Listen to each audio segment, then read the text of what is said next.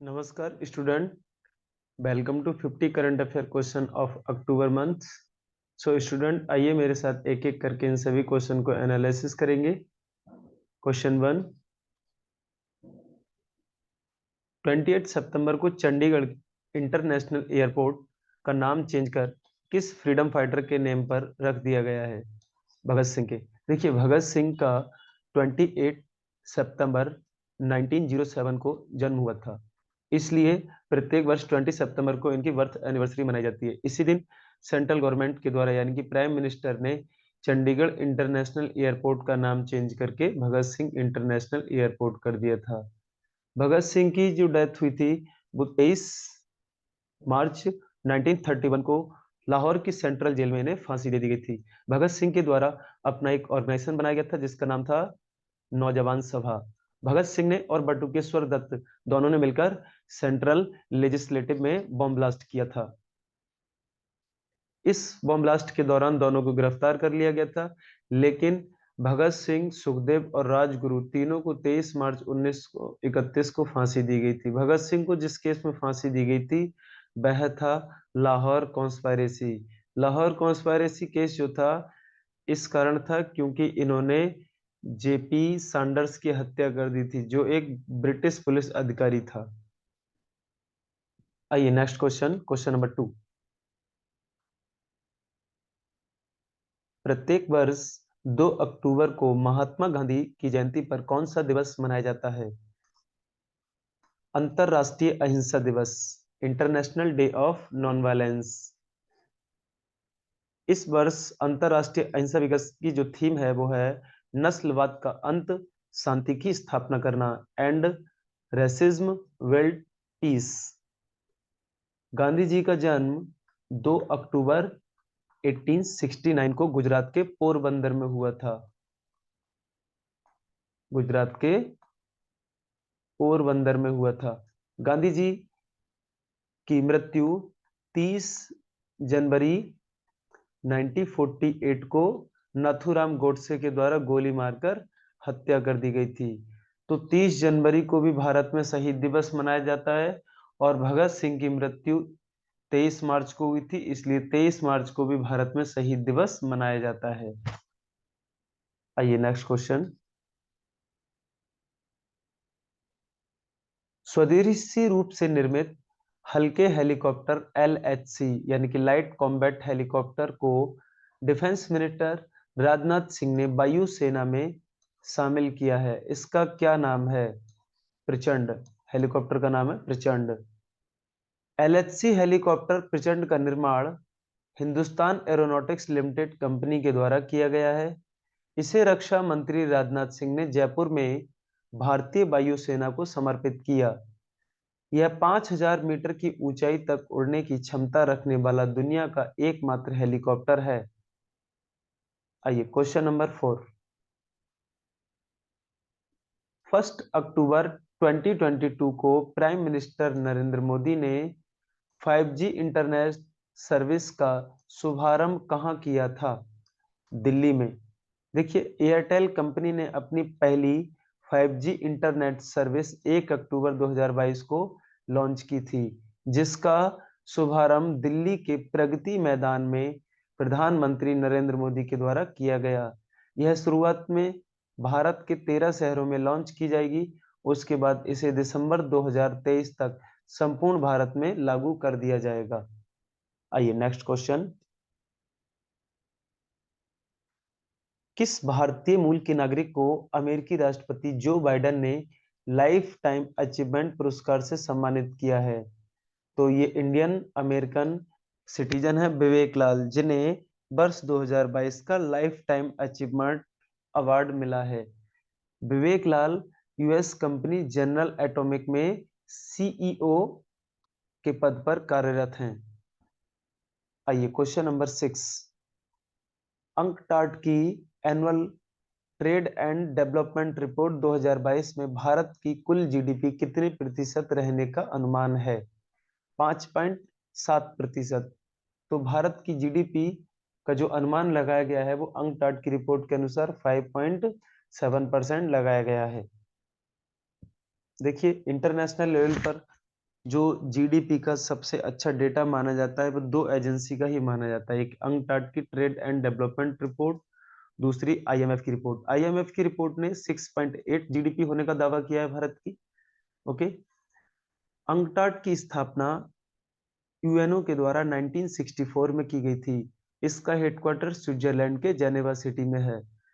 UNCTAD के कुल member of country की संख्या 195 है। आइए क्वेश्चन नंबर 7। केंद्रीय गृह मंत्रालय के एक सर्वेक्षण रिपोर्ट में किस राज्य में सबसे ज्यादा चाइल्ड मैरिज बाल विवाह का खुलासा किया गया है? तो भारत के झारखंड राज्य में सबसे ज्यादा चाइल्ड मैरिज के केस देखने को मिले हैं। भारत में प्राचीन इतिहास के दौरान देखा जाए 1929 में एक एक्ट हुआ करता था जिसका नाम था शारदा एक्ट। शारदा एक्ट जो था इसे चाइल्ड मैरिज से ही संबंधित देखा जाता है, ठीक है ना, जिसे बाद में रद्द कर दिया गया था। तो शारदा एक्ट किससे रिलेटेड होगा? बाल विवाह से। आइए क्वेश्चन नंबर 8। 36 नेशनल गेम में सबसे ज्यादा मेडल किस राज्य के द्वारा जीते गए? महाराष्ट्र स्टेट के द्वारा। महाराष्ट्र द्वारा इस गेम में टोटल 140 मेडल जीते गए थे। आइए शॉर्ट में कुछ डिटेल है। 36 नेशनल गेम का आयोजन 29 सितंबर से 10 अक्टूबर तक गुजरात में हुआ था। इसका उद्घाटन भारत के प्रधानमंत्री ने अहमदाबाद के नरेंद्र मोदी स्टेडियम में किया। यह स्टेडियम भारत का सबसे बड़ा स्टेडियम है। इसका पुराना नाम मोटेरा स्टेडियम या सरदार पटेल स्टेडियम था। 36वें राष्ट्रीय खेलों का शुभांकर यानी कि मैस्कॉट सावज है। सावज शेर के बच्चे को कहा जाता है। 36वें राष्ट्रीय खेलों के मेडल लिस्ट में फर्स्ट रैंक सैन्य सर्विसेज की है, जबकि सबसे ज्यादा मेडल महाराष्ट्र राज्य के द्वारा जीते गए। मेडल लिस्ट में टॉप रैंक उसी को मिलती है जिसके गोल्ड ज्यादा होते हैं, चाहे भले ही उसके मेडल कम हो। तो गोल्ड सबसे ज्यादा किसके हैं? सैन्य सर्विसेज के हैं। सैन्य सर्विसेज में आपकी आर्मी, नेवी और एयरफोर्स तीनों आ जाती हैं जो स्पोर्ट कोटा के थ्रू खेलते हैं। जबकि सेकंड रैंक पर टेबल लिस्ट में महाराष्ट्र का नाम मिलता है जो कि सबसे ज्यादा मेडल जीतने वाला स्टेट है, 140 मेडल जीते। टेबल लिस्ट में थर्ड नाम हरियाणा के मिलता है जो कि टोटल मेडल में सेकंड नंबर पर है, 116 मेडल जीते हैं। इसी प्रकार से इंटरनेशनल ओलंपिक कमेटी ने खेल के अंतिम दिन 37वें राष्ट्रीय खेलों के आयोजन की घोषणा करते हुए कहा था कि ये अगले वर्ष 2023 में गोवा में आयोजित किए जाएंगे। आइए क्वेश्चन नंबर 9। वर्ष 2022 का वुमेन एशिया क्रिकेट कप किस देश की टीम के द्वारा जीता गया है? भारतीय वुमेन क्रिकेट टीम। तो भारतीय वुमेन क्रिकेट टीम ने बांग्लादेश के सिलहट इंटरनेशनल क्रिकेट स्टेडियम में श्रीलंका की वुमेन टीम को पराजित कर अब तक 8 में से 7वीं बार ये महिला एशिया कप जीता है। भारतीय महिला टीम की जो कैप्टन है वो हरमनप्रीत कौर हैं। आइए क्वेश्चन नंबर 10। 30 दिसंबर को तीसरी वंदे भारत एक्सप्रेस की शुरुआत कहाँ की गई? तो तीसरी भारत एक्सप्रेस वंदे भारत एक्सप्रेस की शुरुआत गांधीनगर से बंबई के बीच की गई थी, जबकि पहली वंदे भारत एक्सप्रेस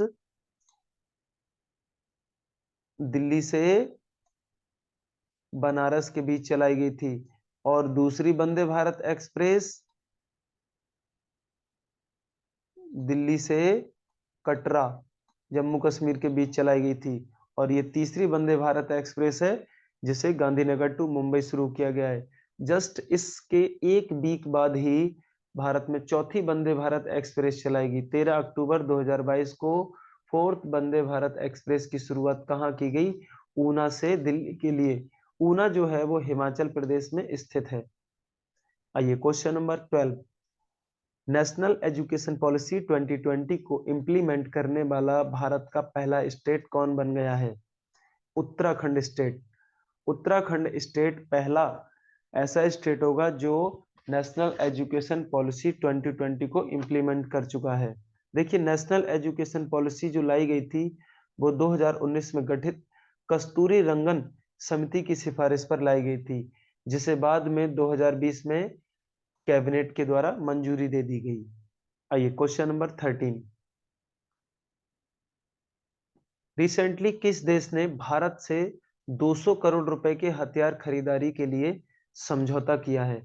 तो भारत से एक बहुत बड़ी रकम के साथ हथियार खरीदारी का समझौता अर्मेनिया देश के द्वारा किया गया है। पिछले साल अर्मेनिया और अजरबैजान के बीच एक भयंकर युद्ध हुआ था जो लगभग 1.5 महीने तक चला था।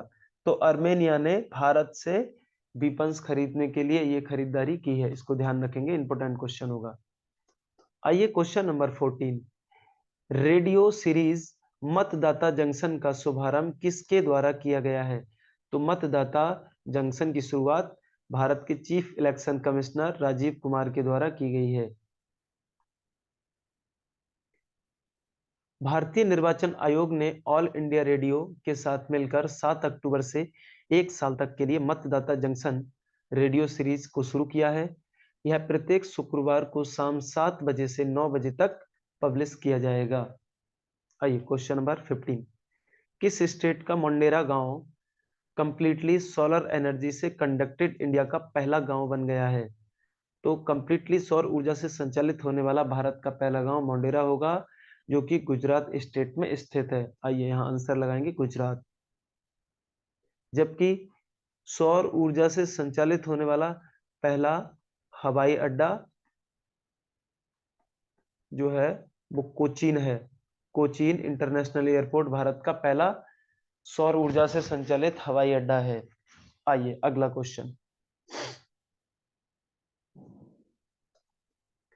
भारत के किस शहर में आईयूसीएन द्वारा भारत के किस शहर को आईयूसीएन के द्वारा वर्ल्ड ग्रीन सिटी अवार्ड दिया गया है? तो वर्ल्ड ग्रीन सिटी अवार्ड दिया गया हैदराबाद स्टेट को। देखिए, साउथ कोरिया के जेजू शहर में आयोजित आईयूसीएन लीडर्स फोरम के दौरान हैदराबाद को वर्ल्ड ग्रीन सिटी अवार्ड दिया गया था। पिछले 1 साल से हैदराबाद में कुछ इंपोर्टेंट एस्टेब्लिशमेंट हुई हैं जो एग्जाम पर्पज से बहुत ही इंपोर्टेंट है। आइए उनको समझ लेते हैं। जैसे इसी साल जनवरी के मंथ में ओपन रॉक गार्डन स्टेब्लिश हुआ था, और उसके बाद फरवरी में स्टेच्यू ऑफ इक्वलिटी का उद्घाटन किया गया था जो संत रामानुजाचार्य से संबंधित है। और अभी तेलंगाना सरकार ने हैदराबाद में भारत की पहली फॉरेस्ट यूनिवर्सिटी स्टेब्लिश करने के लिए बिल पास किया है। हैदराबाद में 17 दिसंबर को पहली बार हैदराबाद मुक्ति दिवस मनाने की घोषणा हुई थी। यहीं पर पहला सिक्कों का संग्रहालय बनाया गया है। यहीं पर इनोवेशन सेंटर टी हब को बिल्डअप किया गया है, और यहीं पर गृह मंत्रालय के द्वारा नेशनल साइबर फॉरेंसिक लैब की भी स्थापना की गई है, जो सभी इंपोर्टेंट फैक्ट एग्जाम पर्पज से बहुत ही महत्वपूर्ण है। आइए आईयूसीएन के बारे में समझते हैं। इसकी फुल फॉर्म होती है international union for conservation of nature.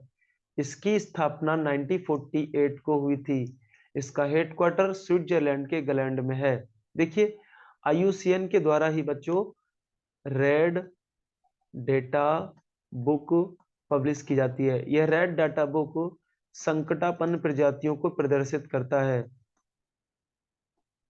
ठीक है ना, वे प्रजातियां जो खतरे के निशान से बाहर है, यानी कि जिनको डेंजरस है, जो एक्सटिंक्ट होने की स्थिति में है, उनको रेड डाटा बुक में पब्लिश किया जाता है। आइए क्वेश्चन नंबर 17। रिसेंटली इंडिया कि किस सिटी में इंटरपोल की 90वीं बैठक का आयोजन किया गया? तो इंडिया के किस शहर में? नई दिल्ली में हुई थी अभी इंटरपोल की 19th मीटिंग। देखिए, इंटरपोल की फुल फॉर्म होती है international criminal policy organization, sorry police organization. इसकी स्थापना 1923 को ऑस्ट्रिया की राजधानी वियना में हुई थी। इसका हेडक्वार्टर फ्रांस के लियोन शहर में आयोजित स्थित है। इंटरपोल के कुल मेंबर कंट्री 195 हैं। भारत 1949 में इंटरपोल का मेंबर कंट्री बना। इंटरपोल दुनिया भर में पुलिस और अपराध नियंत्रण के लिए वैश्विक सहयोग को बढ़ावा देने का कार्य करता है। आइए क्वेश्चन नंबर 18।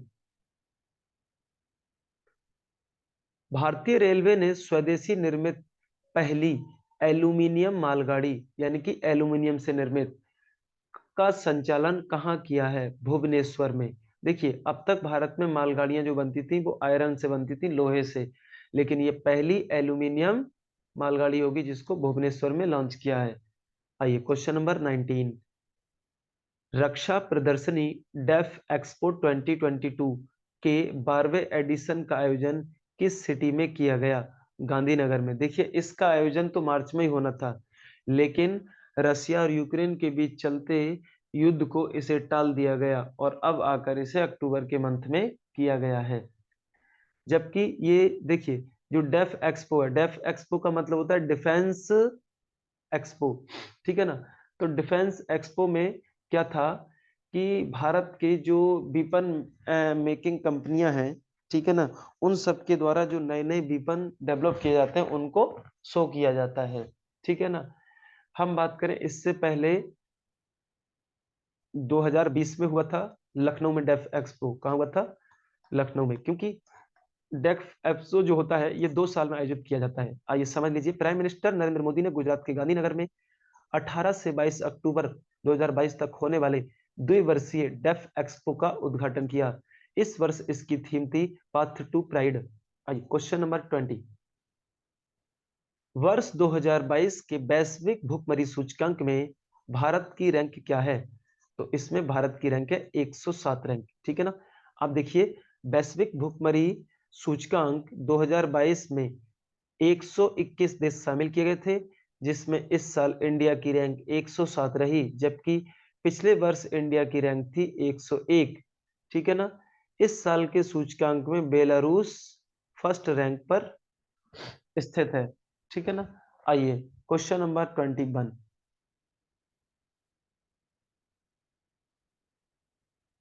अंतरराष्ट्रीय यानी कि वैश्विक बहुआयामी गरीबी सूचकांक मल्टी डायमेंशनल पॉवर्टी इंडेक्स किसके द्वारा जारी किया जाता है? यूएनडीपी यानी संयुक्त राष्ट्र विकास कार्यक्रम के द्वारा, ठीक है ना। देखिए इस इंडेक्स के अकॉर्डिंग सर्वाधिक गरीबी जनसंख्या सहारा अफ्रीका और दक्षिण एशिया में देखने को मिलती है, ठीक है ना। देखो एक बार समझ लेते हैं बच्चों, ये रहा हमारा इंडिया, ठीक है ना, और इंडिया आता है साउथ एशिया में, और ये रहा बच्चों अफ्रीका कॉन्टिनेंट।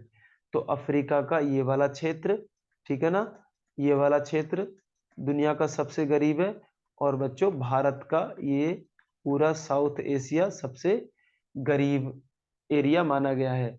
लेकिन ये था एरिया, अब बात आती है कंट्री की। तो इस इंडेक्स के अकॉर्डिंग इंडिया और नाइजीरिया को दुनिया का सबसे गरीब लोगों का देश कहा गया है। भारत में 18 वर्ष से कम उम्र के बच्चों में 21.8% बच्चे बहुत ही ज्यादा गरीब हैं। यह इंडेक्स 2010 में विकासशील देशों में गरीबी के आकलन के लिए यूएनडीपी ने शुरू किया था, जिसमें 10 इंडिकेशन को शामिल किया गया है। आइए अगला क्वेश्चन।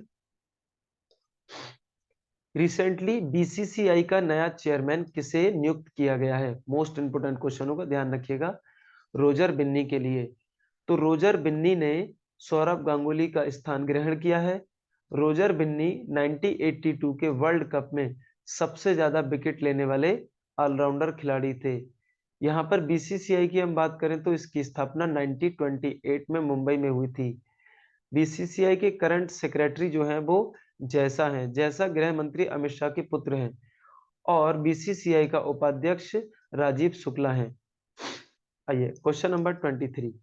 रिसेंटली बंधन बैंक ने अपना नया ब्रांड एम्बेसडर किसे नियुक्त किया है, किसे बनाया है? सौरव गांगुली को, ठीक है। देखिए सौरव गांगुली पहले बीसीसीआई के चेयरमैन थे, और बाद में इन्हें बंधन बैंक ने अपना नया ब्रांड एम्बेसडर भी बना लिया। बंधन बैंक की स्थापना 2001 में हुई थी। इसका हेड ऑफिस कलकत्ता में है, और प्रेजेंट टाइम इसके सीईओ चंद्रशेखर घोष हैं। आइए क्वेश्चन नंबर 24। एक राष्ट्र एक उर्वरक one nation one fertiliser scheme किसके द्वारा लॉन्च की गई है? प्राइम मिनिस्टर नरेंद्र मोदी के द्वारा यह स्कीम लॉन्च की गई है, ठीक है ना। प्राइम मिनिस्टर नरेंद्र मोदी ने 17 अक्टूबर को नई दिल्ली में एक राष्ट्र एक उर्वरक one nation one fertiliser scheme को लॉन्च किया। इस स्कीम के थ्रू सभी प्रकार के fertiliser like urea, DAP, NPK केवल एक ही ब्रांड नेम से बेचे जाएंगे, उसका नाम होगा भारत। ठीक है ना। आइए next question. Recently famous doctor Dilip Singh का निधन हो गया। उन्होंने किसकी खोज की थी? ओआरएस की। सभी बच्चे समझते होंगे ओआरएस के बारे में। इसे बोलते हैं ओरल रिहाइड्रेशन सॉल्यूशन, जो कि आप फीवर वगैरह के समय आपने इसको पिया भी होगा। देखिए, इन्होंने 1960 के दशक में हॉकिंस यूनिवर्सिटी में ओरल रिहाइड्रेशन थेरेपी में रिसर्च किया था। ओआरएस की फुल फॉर्म होती है ओरल रिहाइड्रेशन सॉल्यूशन। ये शरीर में डिहाइड्रेशन को कंट्रोल करता है। ये वाटर, ग्लूकोज और सॉल्ट का मिक्सचर होता है। आइए नेक्स्ट क्वेश्चन 26। किस कंट्री के राइटर सेहान करुणातालिका को उनके novel the seven moons of Maali Almeida के लिए इंटरनेशनल बुकर प्राइज से सम्मानित किया गया है? तो इंटरनेशनल बुकर प्राइज 2022 का किसे मिला? सेहान करुणातालिका को, जो कि श्रीलंका के फेमस राइटर हैं। और इनके द्वारा लिखा गया जो नॉवेल है the seven moons of Maali Almeida. देखिए, इंटरनेशनल बुकर प्राइज जो होता है वो उसी को मिलता है जिसके द्वारा लिखी गई बुक इंग्लिश लैंग्वेज में हो। किस में हो? इंग्लिश लैंग्वेज में हो। और वह ब्रिटेन या आयरलैंड में लिखी गई हो। ठीक है ना। तो ब्रिटेन या आयरलैंड में लिखे गए राइटर या इंग्लिश में लिखे गए नॉवेल के लिए ही ये अवार्ड मिलता है। अंतरराष्ट्रीय बुकर पुरस्कार को ही मैन बुकर प्राइज के नाम से जानते हैं। इसमें टोटल 50,000 पाउंड मनी मिलती है। ठीक है ना। आइए अगला क्वेश्चन, क्वेश्चन नंबर 27। रिसेंटली किस ऑनलाइन ट्रांजैक्शन प्लेटफॉर्म ने ग्रीन डेटा सेंटर लॉन्च किया है? तो ग्रीन डेटा सेंटर जो लॉन्च किया है वो फोन पे के द्वारा शुरू किया गया है। देखिए, फोन पे ने इंडिया में अपना पहला ग्रीन डेटा सेंटर लॉन्च किया है, जिसमें डेटा सिक्योरिटी, ठीक है ना, बिजली इफिशियंसी और संचालन में आसानी और क्लाउड सॉल्यूशन के लिए सुविधा से ये लैस होगा। आइए क्वेश्चन नंबर 28। किस स्टेट में एशिया के सबसे बड़े कंप्रेस्ड बायोगैस प्लांट ने उत्पादन कार्य प्रारंभ कर दिया है? पंजाब में। कहां पर? देखिए, पंजाब में भारत का नहीं, एशिया का सबसे बड़ा कंप्रेस्ड बायोगैस प्लांट था। और ये 2019 से ही बन रहा था। अब फाइनली इसने अपना, ठीक है ना, बायोगैस बनाना शुरू कर दिया है। तो इसके लिए अभी इनॉग्रेशन किया गया था हरदीप सिंह और मुख्यमंत्री भगवंत मान सिंह के द्वारा। आइए समझते हैं जरा डिटेल में। Central petroleum minister Hardeep Singh और पंजाब के सीएम भगवंत मान ने 18 अक्टूबर को पंजाब में संगरूर जिले के भुटाल कला गांव में कंप्रेस्ड बायोगैस प्लांट में उत्पादन की एक इकाई का उद्घाटन किया। इसका निर्माण जर्मनी की वार्वियो कंपनी ने किया है। यहाँ पराली से कंप्रेस्ड बायोगैस का निर्माण किया जाएगा। मोस्ट इंपोर्टेंट क्वेश्चन होगा, छाप लेना है इसको। आइए क्वेश्चन नंबर 29। किस बीमा नियामक कंपनी ने धन वर्षा योजना लॉन्च की है? तो धन वर्षा योजना LIC कंपनी के द्वारा लॉन्च की गई है। देखिए, इस पॉलिसी में सिर्फ एक बार ही प्रीमियम भरना होता है। इसमें कस्टमर को प्रीमियम से 10 गुना अधिक guaranteed maturity, bonus, risk cover सहित कई तरह के अतिरिक्त बेनिफिट मिलते हैं। LIC की स्थापना 1 सितंबर 1956 को हुई थी। हेड ऑफिस इसका मुंबई में है और वर्तमान में इसके चेयरमैन RM कुमार हैं। आइए क्वेश्चन नंबर 30। रिसेंटली इंडिया में चावल की किस किस्म को विश्व का नंबर 1 बासमती चावल की मान्यता दी गई है? तो चावल की कौन सी वैरायटी को वर्ल्ड नंबर 1 बासमती चावल डिक्लेयर किया गया है? इंडिया गेट बासमती चावल। इंडिया गेट बासमती चावल। ठीक है ना। आइए नेक्स्ट क्वेश्चन 31। 22 अक्टूबर को इसरो ने इंडिया 1 मिशन के थ्रू किस रॉकेट से 36 वनवेव सैटेलाइट लॉन्च किए? तो ये रॉकेट था LBM-3M2। इसको मार्क 3 के नाम से भी जानते हैं। तो LBM-3M2 रॉकेट से 36 वनवेव सैटेलाइट लॉन्च किए थे। ये सभी सैटेलाइट, ठीक है ना, ब्रॉडबैंड से संबंधित हैं, जिन्हें इसरो की commercial branch new space India limited, जो कि बेंगलोर में है, ने श्रीहरिकोटा आइलैंड पर सतीश धवन स्पेस सेंटर से लॉन्च किया था। आइए क्वेश्चन नंबर 32।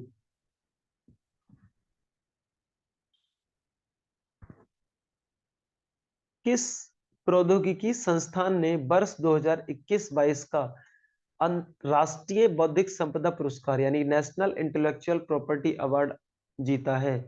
तो ये जीता है आईआईटी मद्रास ने, ठीक है ना, टेक्निकल इंस्टीट्यूट आईआईटी मद्रास ने जीता है। देखिए ये अवार्ड जो दिया जाता है वो किसके लिए दिया जाता है? यह पुरस्कार पेटेंट व्यवसायीकरण यानी कि कॉमर्शलाइजेशन, कॉपीराइट, ट्रेडमार्क, डिजाइन करने के लिए दिया जाता है, ध्यान रखेंगे। आइए question number 33। International cricket council ने महिलाओं के सशक्तिकरण और लैंगिक समानता को बढ़ावा देने के लिए किसके साथ समझौता किया है? यूनिसेफ के साथ, ठीक है ना। तो यूनिसेफ के साथ समझौता कर आईसीसी ने यह निर्णय लिया कि वुमेन एम्पावर्ड किया जाना चाहिए और जेंडर इक्वलिटी को प्रमोट किया जाना चाहिए, ठीक है ना। आईसीसी की स्थापना 15 जून 1909 को हुई थी। इसका हेड ऑफिस दुबई में है और वर्तमान में इसके चेयरमैन जॉर्ज बार्कले हैं। इसी प्रकार से हम बात करें, यूनिसेफ की स्थापना 1946 में हुई थी। इसका हेड ऑफिस न्यूयॉर्क में है और मेंबर कंट्रीज के 192 हैं, जबकि वर्तमान में इसके महानिदेशक कैथरीन एम रोसेल हैं। आइए क्वेश्चन नंबर 34। 16 अक्टूबर 2022 को प्राइम मिनिस्टर नरेंद्र मोदी ने कितने डिजिटल बैंक यूनिट को राष्ट्र को समर्पित किए? तो 75 डिजिटल बैंक यूनिट यानी कि टोटल डीवीयू 75 लॉन्च किए थे। किसके लिए? देश के लिए। देखिए बजट 2022-23 में देश के 75 जिलों में 75 डिजिटल बैंक यूनिट की स्थापना करने की घोषणा की गई थी। उसी के बाद से डिजिटल बैंक पर काम शुरू कर दिया गया था और डिजिटल बैंक, ठीक है ना, ग्रामीण क्षेत्रों में बैंक पहुंच बनाने के लिए लॉन्च किए गए हैं। ये उसी तरीके से काम करते हैं जिस प्रकार से एक बैंक कार्य करता है। आइए question number 35। Recently prime minister Narendra Modi ने पर्यावरण प्रोटेक्शन के लिए किस इनिशिएटिव की शुरुआत की है? तो ये इनिशिएटिव होगा मिशन लाइफ, ठीक है ना। देखिए मिशन लाइफ पर्यावरण के प्रोटेक्शन के लिए एक ग्लोबल इनिशिएटिव है। इसकी शुरुआत प्राइम मिनिस्टर नरेंद्र मोदी ने 20 अक्टूबर को गुजरात में स्टैच्यू ऑफ यूनिटी के एक प्रोग्राम के दौरान किया था, ठीक है ना। इस दौरान यूएनओ के प्रेसिडेंट एंटोनियो गुटेरेस भी उपस्थित थे। आइए अगला question, question number 36। Prime minister Narendra Modi ने किस स्टेट में मिशन स्कूल ऑफ एक्सीलेंस का शुभारंभ किया है? तो मिशन स्कूल ऑफ एक्सीलेंस की शुरुआत की गई है गुजरात राज्य में, ठीक है ना। मोस्ट इंपोर्टेंट क्वेश्चन होगा, ध्यान रखिएगा। आइए क्वेश्चन नंबर 37। वर्ष 2022 में अंतरराष्ट्रीय सोलर अलायंस की 5th मीटिंग का आयोजन किस सिटी में किया गया? तो दिल्ली में, ठीक है ना। देखिए इंटरनेशनल सोलर अलायंस की स्थापना बच्चों 2015 में हुई थी, ठीक है ना, पेरिस समिट के दौरान, पेरिस सम्मेलन के दौरान, ठीक है ना। कहां पर हुई थी? फ्रांस में, ठीक है ना। उसके बाद इंटरनेशनल सोलर अलायंस का 2016 में हेड ऑफिस बनाया गया, कहां पर? गुरुग्राम में, ठीक है ना। वर्तमान में इंटरनेशनल सोलर अलायंस के 104 कंट्री मेंबर हैं। आइए अगला क्वेश्चन 38। भारत किस वर्ष चंद्रमा पर अपना तीसरा मिशन चंद्रयान-3 लॉन्च करेगा? तो तीसरा चंद्रयान-3 मिशन जो लॉन्च होगा वो जून 2023 में होगा। देखिए इसरो के नए चेयरमैन एस सोमनाथन ने बताया है कि चंद्रयान-3 जून 2023 में सैटेलाइट मार्क 3 के द्वारा लॉन्च किया जाएगा, ठीक है ना। अच्छा हाल ही में जो चंद्रयान-2 भेजा गया था 2020 में, उसकी कुछ इंपोर्टेंट न्यूज आई है, समझ लीजिए। डबल स्टार में ये लिखा है कि रिसेंटली चंद्रयान 2 मिशन ने चंद्रमा पर एक सोडियम मेटल की मैपिंग की है। तो अगर ये क्वेश्चन आएगा किस मेटल की मैपिंग किया है, तो आपको सोडियम मेटल दिखाना है। ठीक है, आइए क्वेश्चन नंबर 39। रिसेंटली एफएटीएफ ने किस कंट्री को ब्लैक लिस्ट में शामिल किया है? म्यांमार को। देखिए, एफएटीएफ दो लिस्ट पब्लिश करता है, एक तो ब्लैक लिस्ट होती है और एक होती है ग्रे लिस्ट।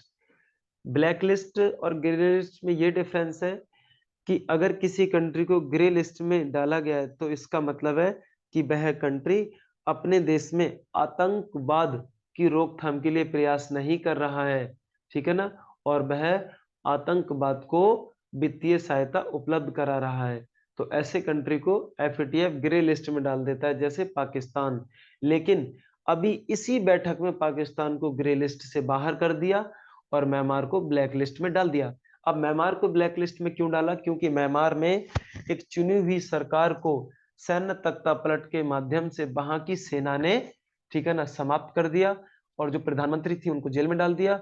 और अब म्यांमार में सैन्य रूल यानी कि मिलिट्री शासन लागू है और वह मिलिट्री लगातार अपने म्यांमार के नागरिकों पर क्रूएल्टी दिखा रही है। इसी के चलते हुए एफएटीएफ ने म्यांमार को ब्लैक लिस्ट में डाल दिया। देखिए, जब कोई कंट्री ब्लैक लिस्ट में जाता है तो उसको European Union, World Bank, Asian Development Bank, IMF, इन सब से पैसा मिलना बंद हो जाता है, ठीक है ना? देखिए, दुनिया भर के केवल 3 ही देश हैं ब्लैक लिस्ट में। एक तो उत्तर कोरिया है, ईरान है और तीसरा अब म्यांमार हो जाएगा, ठीक है ना? एफएटीएफ के बारे में कुछ इंपोर्टेंट नॉलेज है, आइए समझ लेते हैं। फाइनेंशियल एक्शन टास्क फोर्स इसकी फुल फॉर्म है। इसकी स्थापना 1989 को पेरिस में हुई थी, यहीं पर इसका हेडक्वार्टर है। करंट में इसके चेयरमैन टी राजा कुमार हैं, जो कि सिंगापुर के हैं और इसके मेंबर कंट्री टोटल 39 है। आइए क्वेश्चन नंबर 40। रिसेंटली किसे ब्रिटेन के पहले अश्वेत प्रधानमंत्री के रूप में नियुक्त किया गया है? ऋषि सुनक को। ऋषि सुनक कंजर्वेटिव पार्टी के लीडर हैं। उन्होंने लीज ट्रेस के स्थान पर प्रधानमंत्री का पद ग्रहण किया है। ऋषि सुनक ब्रिटेन के पहले अश्वेत तथा पहले गैर ब्रिटिश मूल के प्रधानमंत्री हैं। ये प्रधानमंत्री ब्रिटेन के जो है वो 57वें प्रधानमंत्री है, ठीक है ना, ध्यान रखिएगा। आइए क्वेश्चन नंबर 41। रिसेंटली किस यूनियन टेरिटरी के 2 तटों को ब्लू फ्लैग टैग प्रदान किया गया है? तो ब्लू फ्लैग सर्टिफिकेट या टैग लक्षद्वीप को प्रदान किया गया है। देखिए, फाउंडेशन फॉर एनवायरमेंटल एजुकेशन एफईई ने यूनियन टेरिटरी लक्षद्वीप में मिनकाय थुंडी बीच और कदमत बीच को इंटरनेशनल इको लेवल का ब्लू फ्लैग सर्टिफिकेट प्रोवाइड किया है। इंडिया में करंट में ब्लू फ्लैग सर्टिफिकेट वाले कुल 12 ओशन कोस्ट हैं, समुद्री तट हैं। आइए क्वेश्चन नंबर 42। किस स्टेट ने Mahatma Gandhi rural industrial park scheme की शुरुआत की है? तो ये स्टेट लेवल की स्कीम है जिसे झारखंड राज्य ने अपने राज्य में शुरू किया है। आइए question number 43। Recently central government ने नॉर्थ ईस्ट के डेवलप के लिए किस योजना को लॉन्च किया? यानी भारत के पूर्वोत्तर क्षेत्रों का विकास करने के लिए किस योजना की शुरुआत की गई है? PM divine. कौन सी स्कीम? PM divine scheme. ध्यान रखिएगा, मोस्ट इंपोर्टेंट क्वेश्चन है, स्टार लगा लीजिए। आइए क्वेश्चन नंबर 44।